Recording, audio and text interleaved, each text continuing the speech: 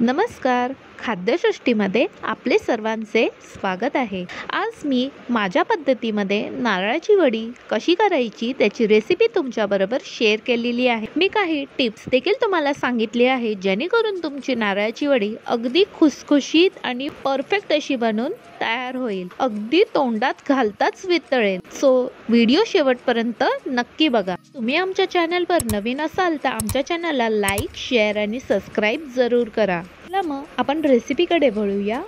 एका कढईमध्ये मी 2 टेबलस्पून इतकं तूप घालून घेत आहे आणि यामध्ये किसलेला नारळ घालून घ्यायचा आहे. मी इथे 3 कप इतकं किसलेला नारळ घेतलेला आहे आणि हा आपल्याला 1 मिनिट तुपामध्ये परतवून घ्यायचा आहे. आपल्याला खोबरं लाल होईपर्यंत परतवायचं नाहीये, अगदी का ड्राय होईपर्यंत परतवायचं आहे.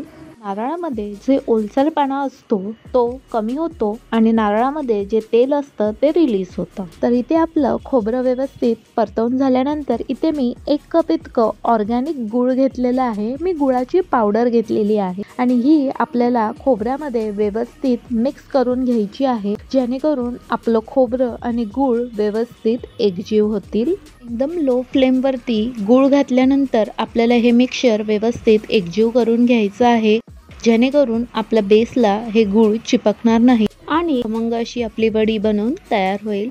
तर इथे गूळ आपलं व्यवस्थित मिक्स झालेलं आहे आणि गूळ वितळलेलं देखील आहे. तुम्ही मॉइश्चर बघू शकता. या स्टेजला आपल्याला यामध्ये होममेड मावा घालून घ्यायचा आहे. इन्स्टंट मावा कसा बनवायचा ह्याचा व्हिडिओ आधीच चॅनलवर अपलोडेड आहे, तुम्ही तो नक्की चेक करा. मी त्याची लिंक डिस्क्रिप्शन बॉक्समध्ये देत आहे.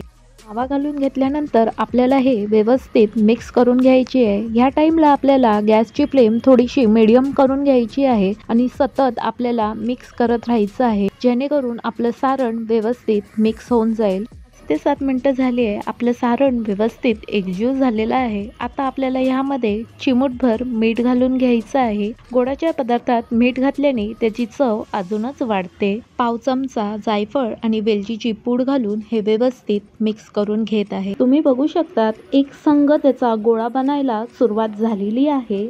खूप सुकं देखील झालेलं नाही, अगदी परफेक्ट असं बनवून तयार आहे. जसं पुरणपोळीचं आपण सारण करतो आणि चेक करतो चमचा त्याच्यात उभा राहिला म्हणजे आपलं सारण तयार आहे, तशाच प्रकारे आपण नारळाची वडीचं देखील सारण चेक करू शकतो. आपली नारळाची वडी बनवून तयार आहे. आता जास्ती वेळ न घालवता आपण हे सेट करायचं आहे. तर इथे मी एक टीन घेतलेला, त्याला बटर पेपर लावून तो सेट करून घेतलेला आहे. त्यामध्ये आता मी काही काजूचे कापं, बदामाची कापं आणि पिस्त्याची कापं घालून घेत आहे आणि आपण हे बनवलेलं सारण त्यामध्ये पूर्ण घालून घेत आहे आणि ते पसरवून घेत आहे. मी स्पॅच्युलाच्या सहाय्याने हे स्प्रेड करते. तुम्हाला पाहिजे तर तुम्ही वाटीच्या सहाय्याने देखील हे स्प्रेड करून घेऊ शकतात. गरम असतानाच हे सेट करून घ्यायचं आहे कारण का हे सारण थंड झालं हे सेट व्हायला कठीण जातं. 2 मिनिटं तसंच ठेवल्यानंतर आपल्याला लगेच ही प्रोसेस करायची आहे.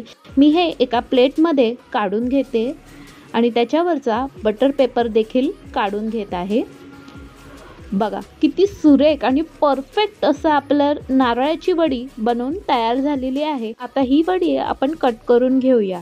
जशी ही हलकी हलकी गरम आहे त्याच वेळेला आपल्याला ही नारळाची वडी कट करून घ्यायची आहे जेणेकरून आपल्याला ही कट करायला सोपी पडेल.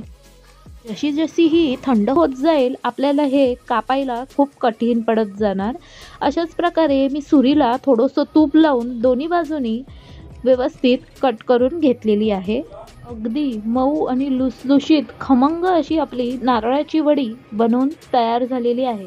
तर या भाऊबीजेला तुम्ही देखील ही नारळाची वडी नक्की बनवून बघा आणि आम्हाला कमेंट करून नक्की कळवा की ही रेसिपी कशी वाटली ते. खाद्यसृष्टी बघत राहा, लाईक, शेअर आणि सबस्क्राईब करायला विसरू नका. पुन्हा भेटूया अशाच एक नवीन रेसिपीसह. व्हिडिओ बघितल्याबद्दल धन्यवाद.